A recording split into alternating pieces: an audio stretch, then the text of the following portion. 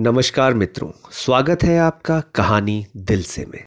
आज की कहानी का शीर्षक है कलाकार।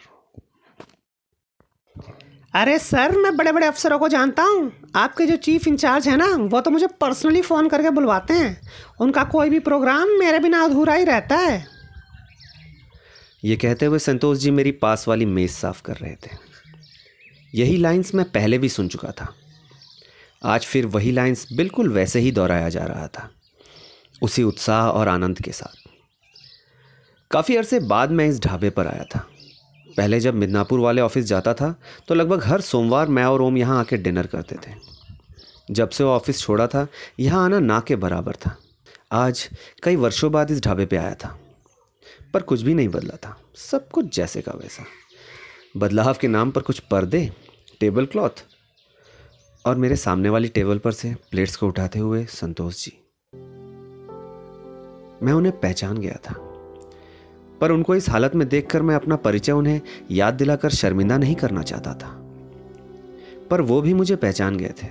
उन्होंने हमारी वो एक शाम, जिसमें शायद कुछ ही मिनट हमने आपस में बात की होगी, भूले नहीं थे। कुछ वर्ष पहले हमारे ऑफिस के वार्षिकोत्सव में मुझे एंकरिंग के लिए बुलाया गया था। वहीं बैक स्टेज मेरी संतोष जी से मुलाकात हुई थी। एक छोटी सी कदकाठी का व्यक्ति अपना पूरा बैग बिखेरे हुए खुद ही अपने आप को तैयार करने में लगा हुआ था। मैंने मुस्कुराकर बिना शब्दों के अपनी गर्दन को झुकाते हुए उनका अभिवादन किया। वो मुझे देखकर बोले, नमस्कार, आपका भी कोई प्रोग्राम है? मैंने कहा, नहीं, प्रोग्राम नहीं, मुझे एंकरिंग के लिए बुलाया गया है। आपको पहले तो कभी नहीं देखा। मैं लगभग शहर के हर एंकर को जानता हूँ। मैं हंस के बोला, नहीं, मैं प्रोफेशनल नहीं हूँ, ना ही पहले कभी एंकरिंग की है। वो तो बस हमारे रेगुलर एंकर एब्सेंट हैं, तो मुझे बस उनकी कमी पूरी करने के लिए बुलाया गया है। स्पीच लिखी हुई मिलेगी, बस देखकर पढ़ दूंगा। अरे इसमें क्या है, हर कोई कभी ना कभी शुरुआत करता ही है। मैं अभी बस 12 साल का था जब मैंने ये सब शुरू किया था। अब मैं 45 का हूँ और मेरा बेटा अभी इंजीनियरिंग कर रहा है उड़ीसा में। कुछ साल बाद उसकी नौकरी लग जाएगी और मैं आराम से इन सब चीज़ों से अवकाश ले लूँगा। बेटे के बारे में बताते हुए उनकी आंखों में अलग ही चमक थी।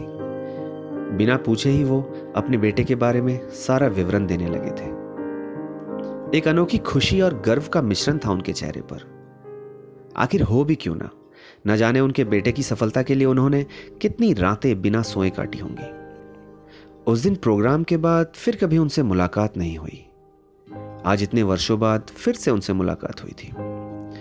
मुझे अंदर से खुशी हो रही थी कि वो मुझे भूले नहीं थे, क्योंकि मेरी नज़र में वो एक बड़े स्टार थे। मैंने उनका प्ले देखा था।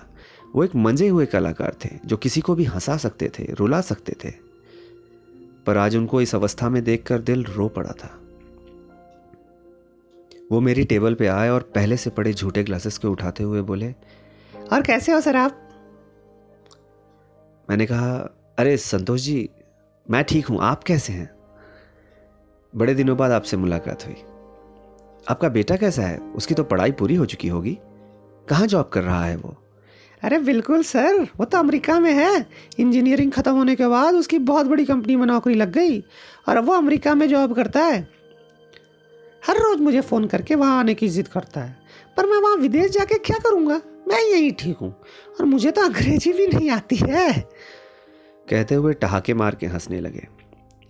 मैं भी उनके साथ हंस पड़ा। उसके बाद वो वहाँ से चले गए। मैं भी अपना लंच ख़त्म करके बिल देने पहुँचा तो मेरी निगाहें संतोष जी को ही ढूंढ रही थी, पर वो कहीं नज़र नहीं आए। मैं पैसे देकर बाहर निकला और अपनी गाड़ी लेके जैसे ही पार्किंग से बाहर निकला तो देखा सामने संतोष जी अपना झोला कंधे पे झुलाए हुए धीरे धीरे चले जा रहे थे। मैंने बाइक उनके नज़दीक ले जाकर रोक दी और उनसे कहा, आइए आपको छोड़ दूं। कहाँ तक जाना है? अरे नहीं बेटा, मैं चला जाऊंगा। मेरी जिद करने पे वो मेरे साथ बैठ गए। मैंने पूछा, बताइए कहाँ तक जाना है? प्राइमरी में पार्टी है, वहीं उतार देना मुझे। मैंने बड़े उत्साह में पूछा, कोई प्रोग्राम है क्या आपका?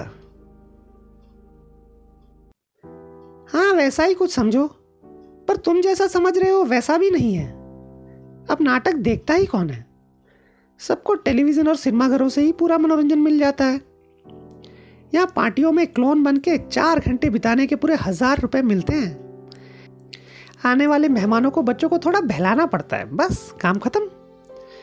अब हमेशा तो ये पार्टियां नहीं होती, इसलिए फुल टाइम इस ढाबे में ही काम करता हूँ। पर संतोष जी, आपका बेटा, वो उसे पता है आपके इस हालत के बारे में? वो पहले तो हंस पड़े। मेरा बेटा वो खुश है वहाँ, वो कभी वापस लौटा ही नहीं वहाँ से। करता है बीच बीच में फ़ोन पता करने के लिए मैं जिंदा हूँ या गुजर गया। वो खुश है वहाँ उसके परिवार के साथ। बातों बातों में प्रेमहरी भवन आ गया था। संतोष जी की आंखें छलकी हुई थी। मैं उन्हें उतार के फिर से ऑफिस की तरफ चल पड़ा था। शायद मैंने उनके जख्मों को फिर से हरा कर दिया था। जहन में एक ही बात घूम रही थी, उनके बेटे के अंदर का इंसान तो मर गया था, पर संतोष जी के अंदर का कलाकार अभी भी जिंदा था।